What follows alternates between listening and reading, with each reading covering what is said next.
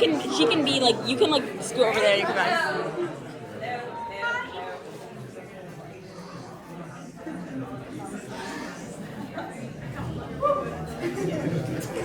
All right, yes. Hello, thanks for coming out. My name is Joelle Dietrich. I teach in the art department, also in digital film, media, and digital studies. And Evie Mulhern has been my studio assistant for 4 years. And what I have in my hand right here is the first email I ever got.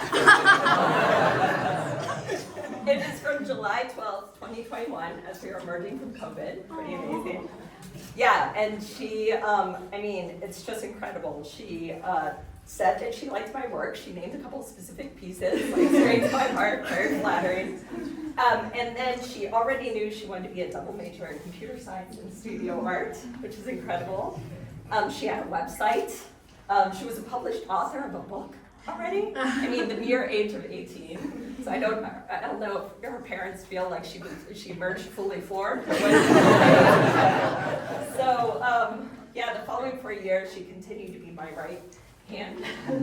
Try not to cry. All right. She would come up with solutions faster than I could. It was incredible. She's so smart. So you get to see all the work that she created over the past 4 years. And thank you for coming. And I give the floor to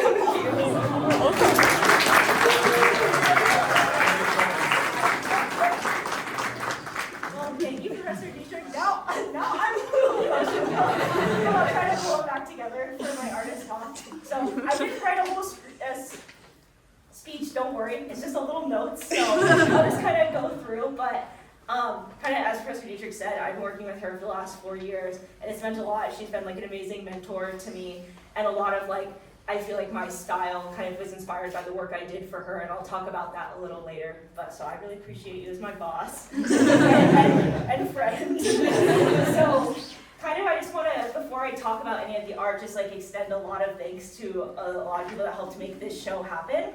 So, wrote everyone down, hopefully I didn't forget anyone. If I did forget to name you specifically, I still really appreciate you.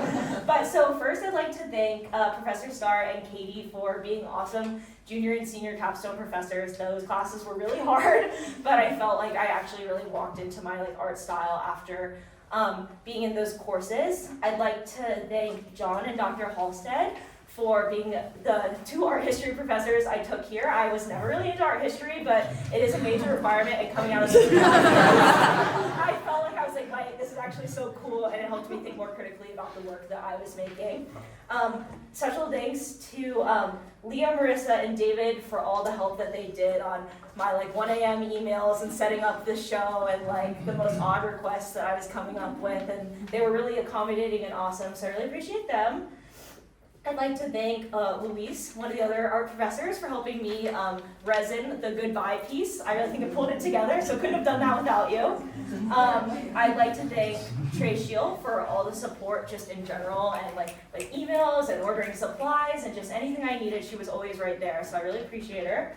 And then a couple friends who really spent some time in the back. Wherever she is, Rachel Simonovich, I want to thank you. Those confettis you see that I'll talk about later up in that corner, she cut 150 of them out for me, so could not have done that without her. And then also special thanks to Patrick Finnerty for spending just about 6 hours a week sitting in the back doing homework with me while I had to work on my pieces, so that was really appreciated. And then just special thanks to my art capstone mates, Emilio, Bimal, Lanisha, and Tyler. I really feel like we're such a group, and I couldn't have done it without you guys. And then finally, I just want to thank all my friends and family for listening to me complain about my art, being in the back with me, supporting through all the highs and lows, and just being really awesome. So I appreciate everyone for being here, and a special thanks to all the people who came from out of town, like my family and friends. I really appreciate you being here, and I know it was a long journey for everyone, so it really means a lot. And then finally, last special thanks is to my parents. They're somewhere in here, I can't see them, but they put on a lot for this,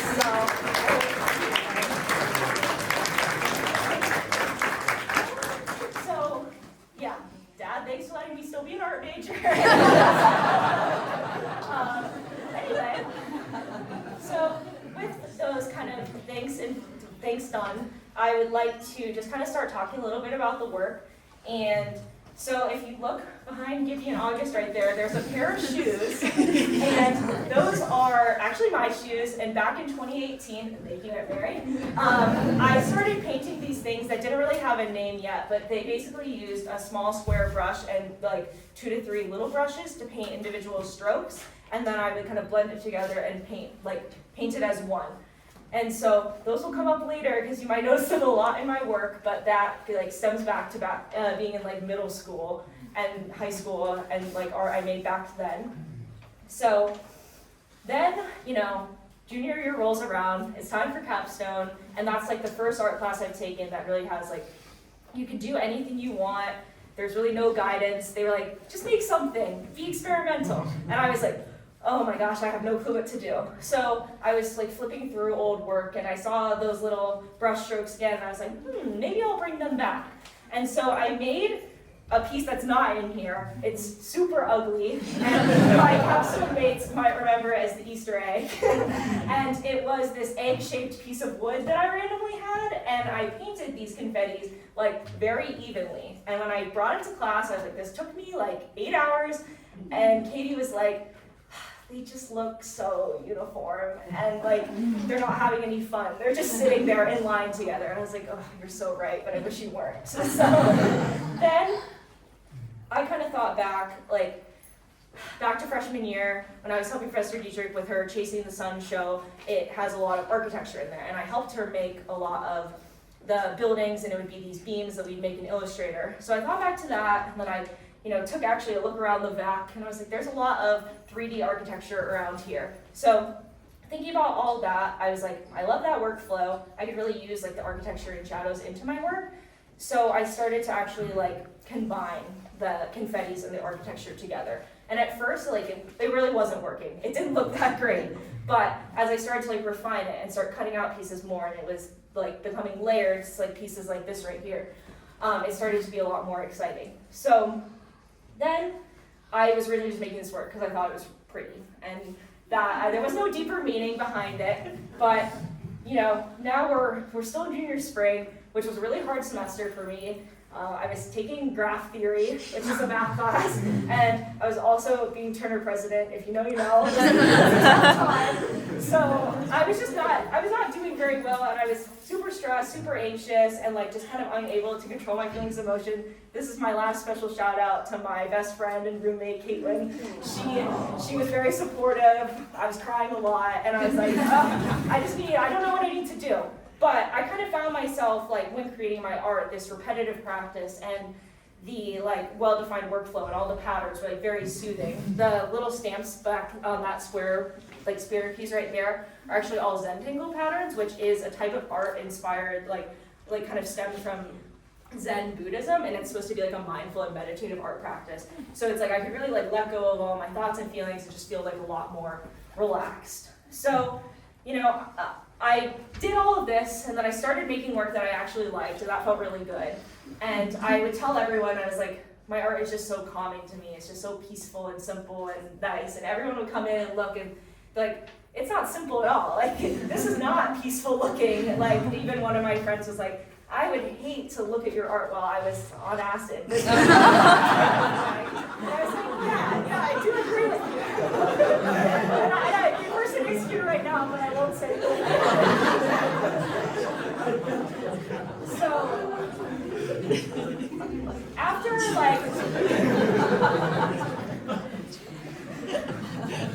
after that kind of realization, my art started to become really an extension of me. And like the confettis, which is what Katie helped me like define. She's like, they remind me of sprinkles or like something from a party. So those brush strokes behind you, they're called confettis. And they're really like a cornerstone of all my work. You'll see they're tiny, so you'll see them like popping up in places like if you get up real close. And these confettis were like channeling myself, my personalities, my anxieties, and I found that they were starting to like, even though they were inanimate objects, begin to explore and like have fun on their own. So then the architectural pieces of the back turned into structures that I decided that I was going to call playgrounds. And then to tie it all together, you might have noticed the name of my show, I decided that the void and these playgrounds were representative of like my mind and the stream-like liminal space that was very like both real to me, but also super abstract and like what is this? So the color palette, which you might notice is cohesive across the entire body of work, is very intentional. Like it's super soft pastels intermixed with bright pinks and neons. I love pink, you might have guessed. So I really wanted it to be like a piece of my work. A lot of like, you know, you see a lot of art in museums and there's not a lot of hot pink. So it's really exciting to me to get to put it in there, and I've seen a couple artists that also do it. It's very inspirational and kind of validating to put it into my own work. And then you also might notice that there's really no specific use of black in the work. It's all a really dark navy. And that's a subtle difference that probably only I would notice, but it is very intentional. I just prefer navy. And then finally, it was just really important for me to use like vector-based versus pixels. So if you're not familiar, vectors can be scaled like to any size, and they don't become rigid or anything. Versus pixels, you blow it up and then you start to see the little squares. So it's important that all my work was very smooth, very flat, but it was kind of built into dimensionality with things like this, where cutting and kind of off the wall so that a shadow started to kind of form around the work. So then, you know, that's just kind of how everything came together. And then just a couple specific works I wanted to highlight for y'all that are my favorite is back on this wall. They're the center on the wall, but the welcome and goodbye and then the stamps are my favorite pieces in the show, which is why they are the first thing you see when you walk in the door. So those were just, I wanted to have like a really like greeting and exiting message to the quote unquote void. So that's right there. And the goal of this wall was to try to make it not only be like the 12 or so pieces that are on the wall, but also for the wall to feel like an art piece itself. And then finally, I'd like to leave, two more things to talk about is that the back wall right across from me is a series of photographs, and I have told some of y'all what it is, but I'm gonna kind of leave it up to interpretation. I'm not gonna tell you right now, and you're welcome to ask later, but I'm curious of people's interpretations of that. And then finally, the back wall, the confettis, it was really important to me to have them really highlighted and kind of travel up the whole wall. And yeah, so like I said, thank you, Rachel, for your help with that piece. I really appreciate you.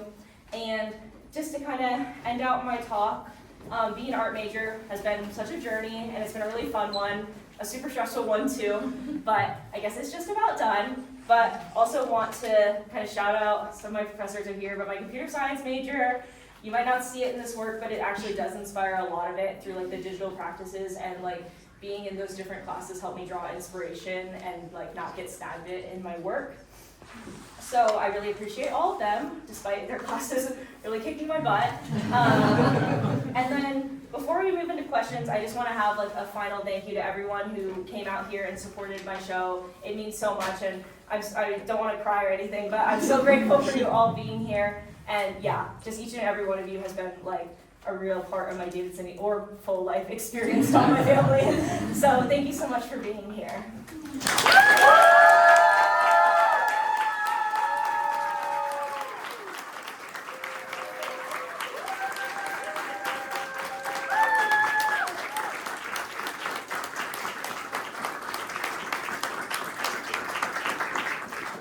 I'm not sure how we're doing on time, but You're good. Perfect. I just wanted the opportunity for anyone to ask any questions if they wanted, but I'll also be here if anyone has a group question they want to ask, but I'll also be free for questions after if no one has one right now. I'm curious about the piece up top of the cylinder.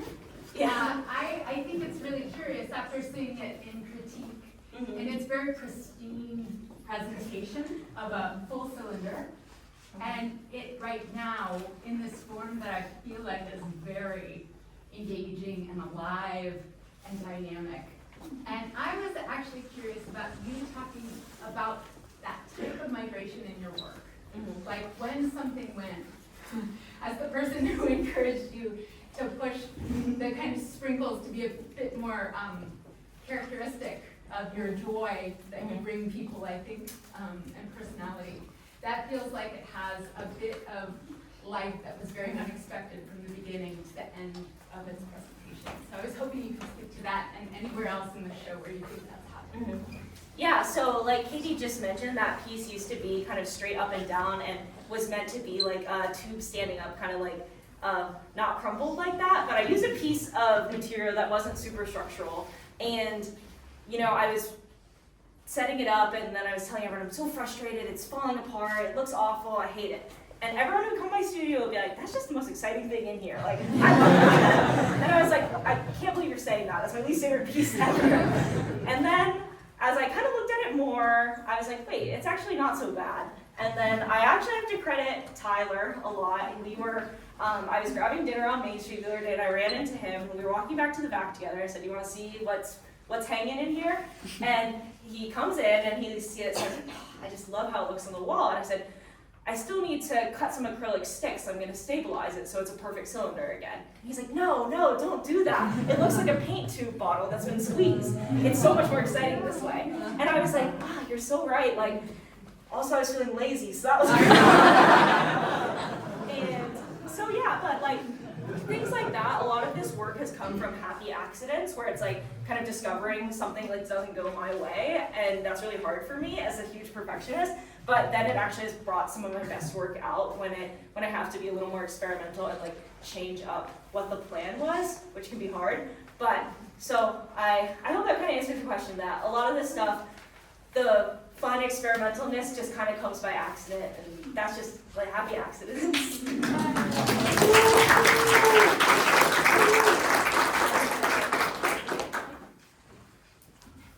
Anyone else have a question? You don't have to. Oh, Mr. Teacher? Yes. I'm curious, I mean, you're standing in front of these very large pieces, and then you talked about how meditative the little ones were. Can you talk a little about your relationship to scale, and maybe even if there's like a dream piece that you could do, like would it be like super huge or like small, and like I don't know. So the piece behind me and the like confetti wall were kind of dream pieces for me. I really wanted like my work when in small form. I was feeling like it just felt not super cool. Like it just felt tiny and like kind of unimpressive. And I was like, I know that if I could figure out how to scale this up super huge, it would actually be really exciting. So this piece, like these two right here, there's a piece, it's actually at the Hurt Hub right now, that's about like this big. And that was like the inspiration for these. And then I was like, okay, I have to make it bigger. Like I know when it's bigger, it'll just be like so much cooler.